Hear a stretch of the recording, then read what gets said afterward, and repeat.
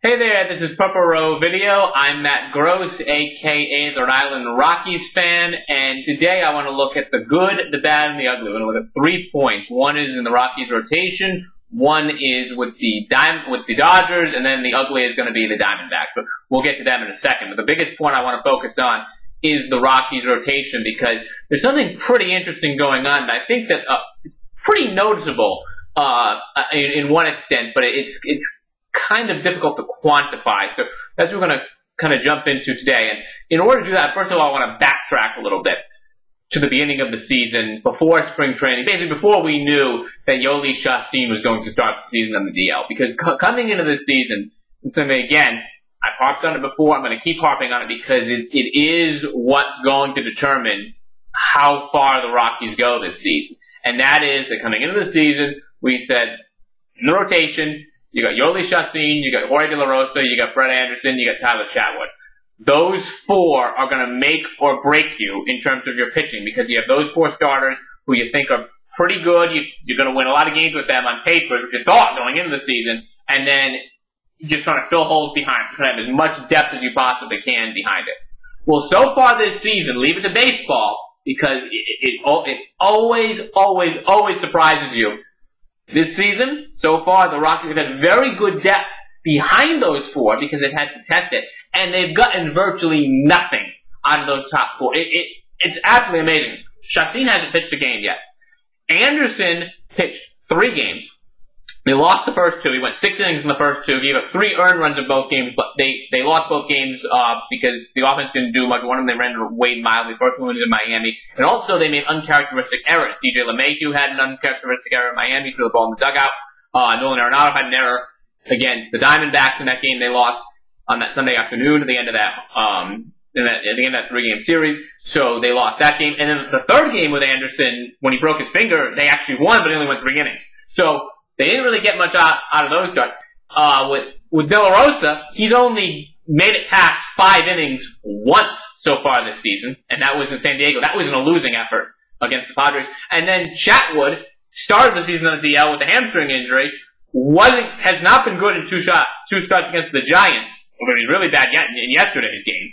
And then he was really good in the start in the middle against the Phillies, but they didn't really need him to be good because John Pettibone was so awful. That's the game the Rockies won 12-1. So if you look at the season so far, and what I did is I went in and I said, all right, what I want to look at how many games did the Rockies win from those 4 because they got a quality start. So I'm looking for 3 criteria here. I know some people don't like quality start, but I actually do, because it draws a nice line in the sand. Now, you may quibble, say, well, maybe this start was really better than that start. Maybe 3 earned runs over 6 innings, a 4.5 ERA isn't that good. But that's right up against the line. So maybe this apple belongs in that bucket or whatever. But in any case, it does a nice job to get a snapshot of what you're looking at overall. And that's what I really wanted to hammer down here. So you look at these 4 starters. Again, I'm looking for 3 criteria. I need 6 innings. I need 3 earned runs or less. And here I also need the Rockies to have won the game. Because what I'm specifically looking at is I want to know how many games have the Rockies won, largely or almost in complete part because of one of these starters. Chacin, De La Rosa, Anderson, Chatwood. Well, nothing from Chacin, obviously, he hasn't started a game. Nothing from Anderson, because as we went over it, he had 2 starts where he went through 6 innings, gave up 3 earned runs, but the Rockies lost both games. 1 because they scored too many runs, and 2 because the defense didn't play well behind Anderson, which was odd. De La Rosa, you haven't had one yet, because he's only gone 6 innings once, and that was the loss in San Diego. And then Chatwood, you only had 1, and even that game they had won, where the Rockies had the 1 game with Chatwood, they scored 12 runs anyway, so they're probably going to win that game anyway. But through 25 games this season, I say 25 because so far the Rockies have completed 23, and none of those 4 will be starting the next 2. So through the first 25 games this season, the Rockies have gotten 1 game, where they've won because Chacin, De La Rosa, Anderson, or Chatwood have gone 6 or more innings, giving up 3 earned runs or less. That is mind-boggling. If you would have told me going into the season, 25 games in, you'd have 1 such game, I would have said, oh my gosh, the Rockies are just hosed. Because I thought they'd be, 8, 9. I thought they'd do what the Diamondbacks are. If you would have told me that going into the season. But they're going to be right around 500. If they lose the next two, they'll be a game under. Pitching matchups are actually somewhat favorable because the first two games of the series against the Dodgers, we'll talk about in a second. But if they lose them, they'll be one game under. If they split them, they'll be one game over. So right around, they win both, they'll be 3 over. So right around 500. And the reason why they're right around 500 is because where the Rockies have actually gotten good pitching is from the depth. They've gotten 2 such starts where the starter's gone 6 or more innings, 3 earned runs or less, and the Rockies won the game from Nicasio. They've gotten 2 from, one was the opening day against Arizona. We looked great. We thought, oh my god, maybe he's got this great new slider, but it doesn't look like he's been able to duplicate the slider he had in opening day. And then he had the very, very good the fight back win in San Diego where he gave up 2 runs in the first inning and looked like could have been more, and then put up zeros, for the rest of his outing, and got to a 6 inning 2 run. Lyles has done it twice, and the encouraging thing with Lyles is that he's done it at home twice at Coors Field, so he doesn't look like he's afraid of the ballpark. He's done it against the Phillies and against the White Sox. And then Morales has done it twice in a row, which is really surprising. With 6 innings, 1 earned run against the Padres, and then a brilliant start in a tight 2-1 high tension game against the Giants last time out. So the Rockies have gotten 7 of them, but 6 of them have come from Nicasio, Lyles, and Morales, which is amazing that they've gotten that. Last year, conversely, which is the reason why I thought it was going in, the Rockies had 35 starts from 3. Now again, because we're throwing Anderson out here, you had 35 starts where started by either Chacín, De La Rosa, or Chatwood, where they went at least 6 innings, 3 earned runs or less, and the Rockies won the game. They got 13 of them from Chacín, 13 from De La Rosa, 9 from Chatwood. So that was just tremendous. Chatwood could have had a couple more, but they didn't give him a lot of run support in some of the games. De La Rosa got probably got the best run support in some of these games. In other words, he had fewer games where they lose 2-1, 3-2. But in other words, 35 of the Rockies' 74 wins, almost half of them came in games where you can pretty much specifically say, yeah, the starting pitcher took the game by the horn, shut down the opponent, went deep into the game, took the middle of the bullpen out of it, and just gave you the win that day. And so going into the season, that's going to be the Rockies' bread and butter.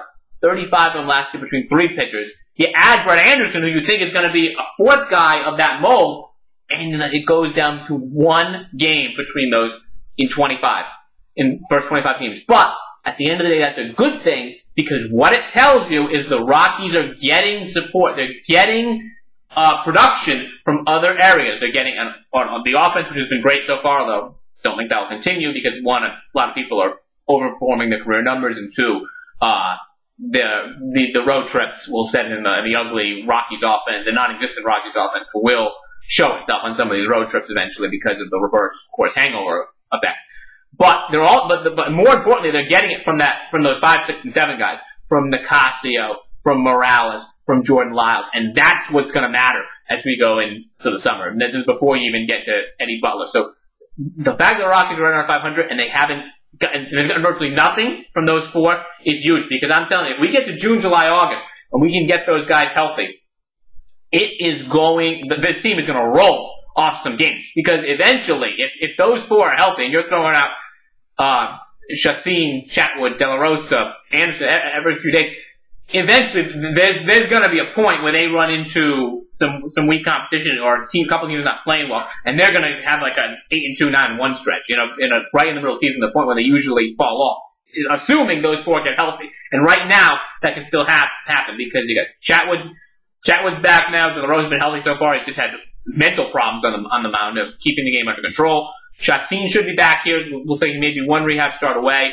And Anderson has a broken finger, but he should be back. So that you still haven't lost any of the guys for the season yet, knock on wood.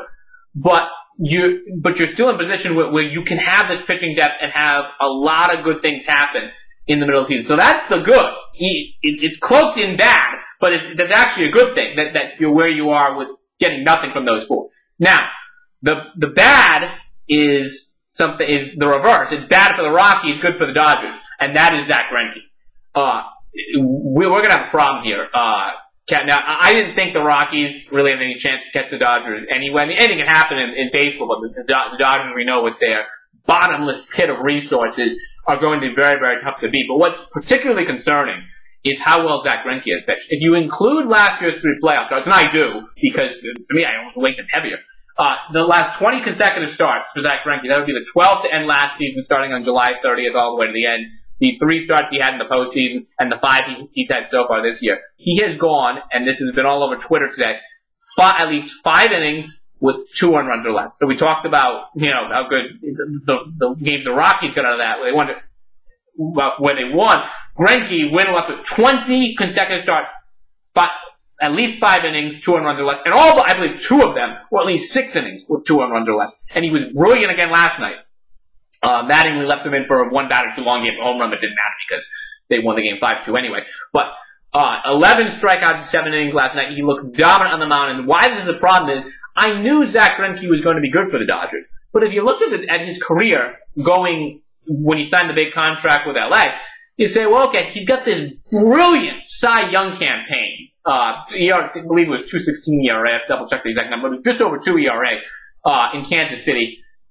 Just dominant hitters. And then the rest of his career, he's been good, but not great. So you say going in there and say, well, I know the Dodgers are going to be good, but I don't know exactly how good are they going to be. Are they going to be a team that's in the high 80s that has Kershaw dominating and then, good but not great starting pitching beyond that?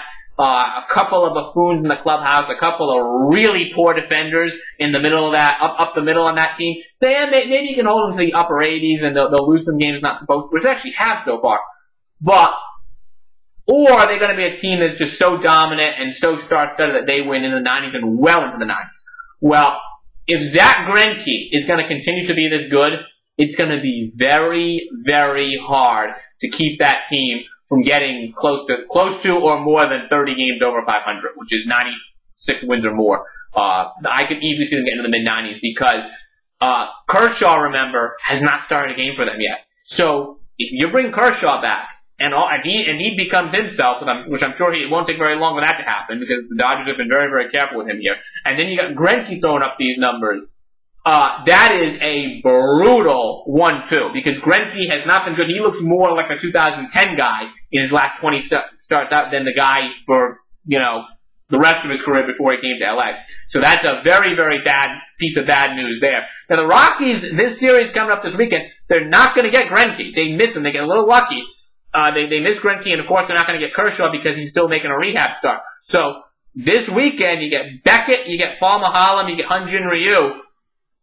I know the Rockies don't have their guys out there, but from an offensive, from their best pitchers out there without Chacin and Anderson. But I'm telling you right now, from an offensive standpoint, this is about as good of a chance as you're going to have to hit the Dodgers in Dodger Stadium because I don't think the next 2 times they go back there, they're going to have pitching matchups this favorable. It's just not very likely. So these are probably, if you're going to win some games against LA, you probably have to get swept, but this is actually probably a series you want to take 2 out of 3 from, even though it's a bit of a tall order with the Rockies on the road. This is something you're probably going to have to do, because I don't think you're winning, if you run into a Greinke, Ryu, Kershaw, part of the rotation when you come back later in the year, then you're going to have a real hard time winning that series.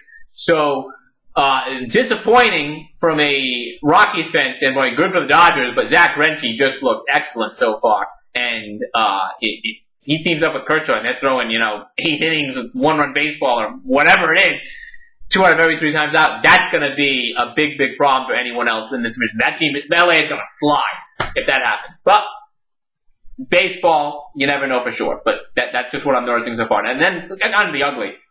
How about the Diamondbacks? It is unbelievable. I mean, first of all, they deserve it for, if you don't believe in the baseball god, you have to after what happened with this team, where they start, we're gonna throw at these guys, and if you're not comfortable at throwing at the opponents, when we have a problem with them, well, we're just gonna put you in another uniform. Well, you know what?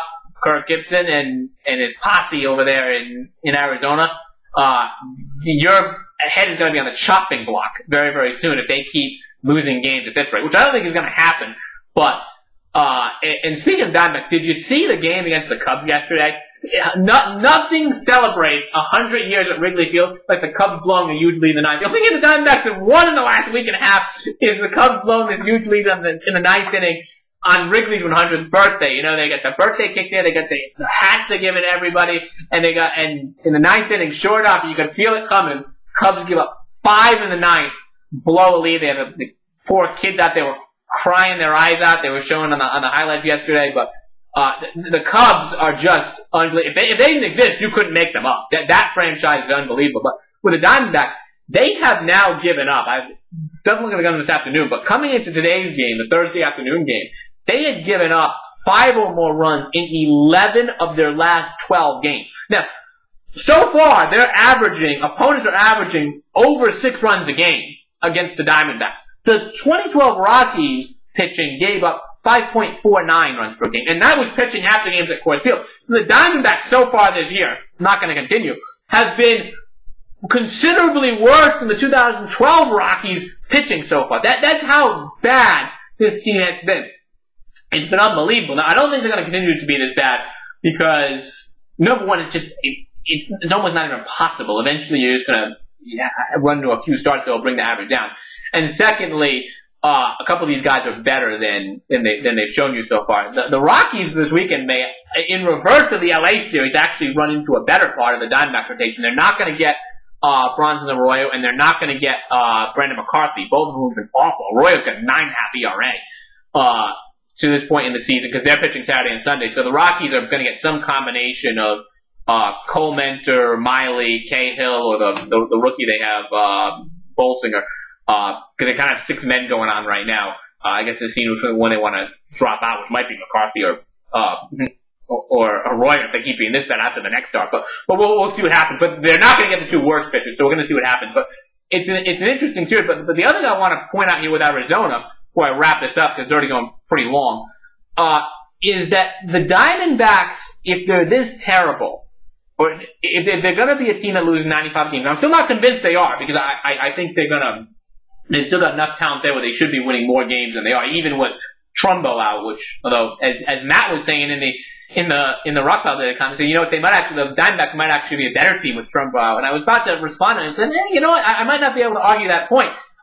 Because he's been terrible defense, even with the home runs he's hitting, and he has it for power. He's got a 264 on base percentage with terrible defense. So maybe it will actually surprise a little more defense there and a little more on base, and it might actually help them even with the loss of power. Because they still have a good pop with Goldschmidt and Miguel Montero, who's having a bit of a bounce back season, so are lost in a mess in Arizona. But if we look at the Diamondbacks here, one of the best arguments against any sort of playoff spot in the Rockies, besides the fact of how bad they've been the last 3 years. But if we were talking about the Rockies, hey, they might actually be a pretty good team. They might, win 80 somewhere in the mid-80s or something like that. One of the best arguments against that the Rockies would be even having a shot at the playoffs this season was that, hey, even if they end up being pretty decent, the Dodgers are going to be really good, and unfortunately, it looks like that's going to happen because of how well they've done without Kershaw. And then beyond that, it's going to be tough to get a wild card because there's no terrible team in the NL West, right? Because going in, we thought Arizona was going to be pretty good. I thought the Giants were overrated, but I still think they're at least, a decent team. At least going to win 80 games. And then the Padres are not horrible coming up. They're not good, but not horrible. So the point is that there was no team in the NL West for the other 4 to pick on and inflate their record, right? The NL Central has the Cubs. And then the East has some combination of the Phillies, Marlins, and Mets. Now, maybe none of them are, I don't necessarily know if any of them are going to be truly awful, lose 95 plus games, but between the 3 of them, there should be enough loss between the back of the Phillies rotation once you get past Lee, Hamels, and even Burnett, who's pitched very well for them so far. The inexperience of the Marlins, like you said, they got Jose Fernandez, he's great, but you don't necessarily have a lot behind that. And then, the Mets, they lose, they've had a losing season every season since 2008. You think there's going to be enough losses between those 3 where the Nationals and the Braves can inflate their record? That's basically the point we're getting at. There's with the division win schedule, you play everybody else in your division 19 times. So 72 of the 162 games you play are against your division. It's important to have a tomato can in your division that you can beat up on and inflate your win total against. In fact, that's what the Dodgers have done so far against the Diamondbacks. They've only lost 1 game. They played them twice in Arizona, coming to start the season. Then they played them 2 more series so far. So I believe it's 7-1 against them so far this year. So part of the reason why the Dodgers record is good, but part of the reason why the Dodgers record is so good is because they've spent the first month pounding the stuffing out of Arizona, which is a major part of things. So looking at Arizona going forward, and I still think it's an if Arizona's going to go out and lose close to 95 games, that changes the landscape of the division, because now, all of a sudden, that's more wins for the Padres, Giants, and Rockies if they take care of business head-to-head. Which is another reason why this road trip is very, very important. Like I said, I already talked about how this is your best chance to get in LA. Even though the pitching staff is not very good in Arizona, if this team, even if the pitching staff is not very good in Arizona, even though you're running into some of their better pitchers this weekend, none of them still frighten you. I know Miley pitched well the first time, but you can still beat him. So it's another series you want to win, because it's wins against the division, where the other 3 teams are not really are not going to be terrible, I don't think.